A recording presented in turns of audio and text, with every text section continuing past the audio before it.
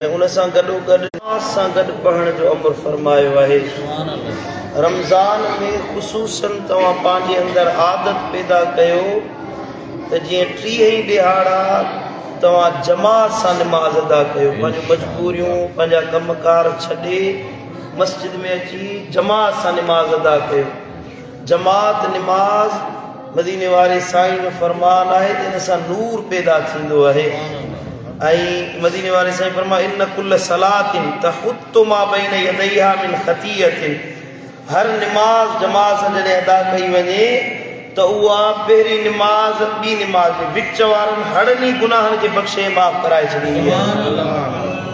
साईं करीम सल्लल्लाहु अलैहि वसल्लम फरमायो, सुवाल कयो सहाबा किराम खां, जेकॾहिं तव्हांजे घर जे अॻियां का नहर वहंदड़ हुजे, पाणी जी नहर वहे थी पई ऐं तव्हां रोज़ानो 5 भेरा उन मां गुस्ल कयो, पाणी जी नहर वहे थी, तव्हां उन मां गुस्ल कयो, वेंझो पंहिंजे जिस्म खे साफ़ कयो।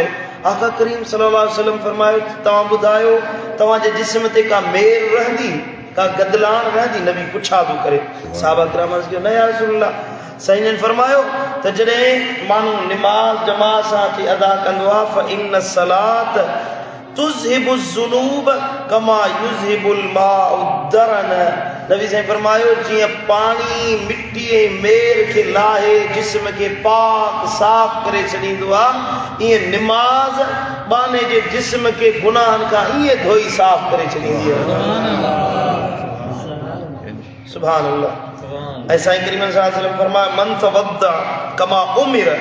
जे माण्हू सुहिणे नमूने सां वुज़ू कयो, जीअं हुनखे वुज़ू करण जो अमर कयो वियो आहे, असल अंदाज़ में वुज़ू करे वसल्ला कमा उमिर, ऐं जीअं हुनखे नमाज़ पढ़ण जो अमर ॾिनो वियो आहे उहे नमाज़ पढ़े, उन अंदाज़ में जीअं नबी साईं सेखारियो आहे उहे नमाज़ पढ़े।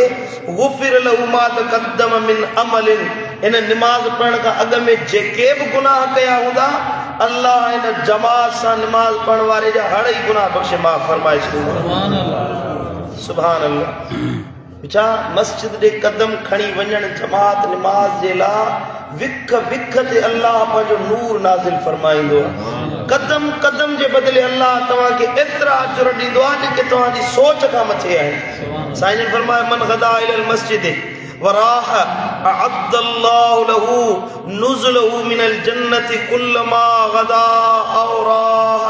जेको माण्हू सुबुह जो ऐं शाम जे वक़्त में मस्जिद ॾे वञे थो, सुबुह जो फजर नमाज़ ते वियो, वरी शाम जो असर मगरिब ते वियो, मस्जिद ॾे पंधु थो करे, अल्लाह ताला उन जे लाइ हर पंध जे बदिले जन्नत में उन जे लाइ महिमानी कंदो आहे, मेज़बानी अल्लाह कंदो आहे, उनजी दावत कंदो आहे अल्लाह। तव्हां जेको मस्जिद अचो था जमात नमाज जे लाइ, त इहो साईं जन फरमायो तव्हां पाण नथा अचो, इहो अल्लाह तव्हांखे पंहिंजी मेज़बानी में घुरायो आहे, तव्हांजो पंहिंजो महिमान बणायो। ऐं साईं फरमायो त सलातुर रजुल फी जमात, को मर्द जमात सां नमाज पढ़े तज़ीदु अला सलातिही वहदहु 27 दर्जतन। इहा हिकिड़ी नमाज ॿिए अकेले नमाज पढ़ण खां 27 गुना वधीक पाण खे अजर ऐं सवाब ॾिए। ओड़ा माण्हू 27 नमाज़ूं घर में पढ़े, ओड़ा फर्ज़ नमाज जमात सां अचे पढ़े, त उनजी हिकु नमाज जे बदिले 27 नमाज़ुनि जो अजर मिलंदो आहे। ऐं ॿी हदीस मुबारक आहे त साईं फरमाए, सलातुर रजुल फिल जमात तुदअफ़ु अला सलातिही फी बैतिही। माण्हू जेको जमात सां नमाज अदा करे ऐं ॿियो माण्हू फी बैतिही पंहिंजे घर में नमाज पढ़े, ऐं फी सूक़िही, या बाज़ार में दुकान ते वेठो आहे त बसि उते ई मुसलो विछायो, उते नमाज पढ़णी शुरू थी वञे। कारोबारी माण्हू आहे, पंहिंजी ऑफिस में वेठो आहे, पंहिंजे कमकार वारी जाइ ते वेठो आहे, उते मुसलो पढ़ी नमाज पढ़े। पर हिकिड़ो माण्हू मस्जिद में जमात सां नमाज पढ़ण थो वञे, साईं जन फरमायो 25 ज़िफ़ा, अल्लाह ताला उन जी नमाज खे 25 गुना वधाए अजर ऐं सवाब अता फरमाए। ऐं साईं करीम फरमायो, तारिकुल जमात मलऊन। ॼाणी वाणी जेको जमात नमाज छॾे ॾे, अल्लाह उन ते लानत कई आहे। तारिकुल जमात यंज़ुरु इला समाए वसमाउ यलअनहु। जॾहिं बेनमाज़ी जमात नमाज छॾण वारो, ये रुगी सखणी नमाज न, जमात छॾण वारो जमात नमाज नथो पढ़े, हे आसमान ॾे ॾिसंदो आहे त आसमान उन ते फिटकार विझंदो आहे। तारिकुल जमात यमशी अलल अर्द वल अर्द तलअनहु। आका करीम फरमायो जमात नमाज छॾण वारो जॾहिं ज़मीन ते हलंदो आहे, ज़मीन उन ते लानत विझंदी आहे त अल्लाह जी मार पवई, रब जी ज़मीन ते हलींदो, वरी मस्जिद में जमात सां नमाज़ पढ़ण जे लाइ नथो वञे। ईअं न कयो। जमात नमाज, रमज़ान जो महीनो जमात सां दिलि लाइण जो महीनो आहे, जमात सां मोहबत रखण जो महीनो आहे। हे जेको गॾिजी वियूं था न जमात ते, मदीने वारे साईं फरमायो अल्लाह जो हथ हूंदो आहे, जमात जे मथां अल्लाह जी करम नवाज़ी हूंदी आहे। गॾिजी जेको बानो बीहे थो न, बाननि खे ॾिसी अल्लाह ख़ुशि थींदो आहे, उनजी सिद्धियुनि सिफ़ुनि खे ॾिसी, बाननि जो गॾिजी बीहण खे ॾिसी अल्लाह ख़ुशि थी मलाइकनि खे चवंदो आहे मलाइको ॾिसो कीअं त मुंहिंजा बानड़ा पंहिंजे सिफ़ुनि में सिधा थी बीह मूं अल्लाह खे यादि करे रहिया आहिनि। तव्हां गवाह रहिजो, मूं अल्लाह हिन जा हड़े गुनाह बख़्शे माफ़ करे छॾिया। ऐं जॾहिं माण्हू मस्जिद में दाख़िल थींदो आहे, साईं करीम फरमायो जमात निमाज़ जे लाइ ईंदो आहे त हुनजा गुनाह मलाइक दरवाज़े ते खणी वेंदा आहिनि। जे मस्जिद में वञे त गुनाहनि खां पाक जिस्म खणी वञे।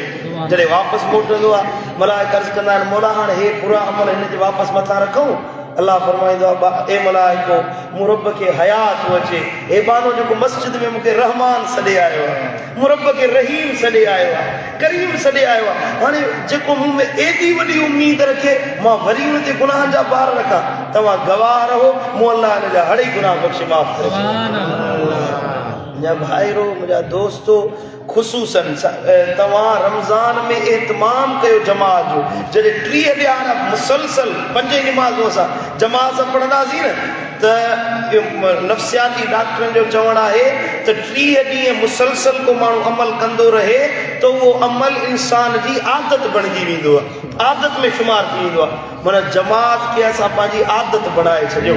अल्लाह ताला शाह असांजी जमात क़बूल फरमाए।